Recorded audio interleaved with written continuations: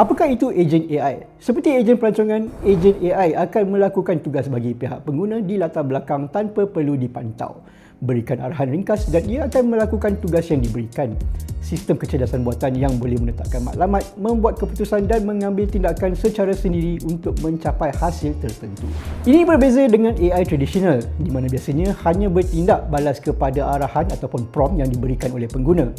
Sebagai contoh, ChatGPT akan menghasilkan karangan panjang berdasarkan satu prompt sahaja, manakala Midjourney akan menjana imej menggunakan parameter yang dimasukkan. Begitu juga dengan Google Gemini yang akan menghasilkan jawapan ataupun kandungan berdasarkan input pengguna, serta Nano Banana iaitu model generative image dalam ekosistem Gemini yang memerlukan arahan jelas untuk berfungsi. Sebaliknya, ejen AI pula berbeza kerana ia mampu merancang ke masa hadapan, melaksanakan tindakan seterusnya, menyelesaikan tugasan tanpa perlu input daripada manusia, serta belajar dan juga menyesuaikan diri daripada output yang dihasilkan.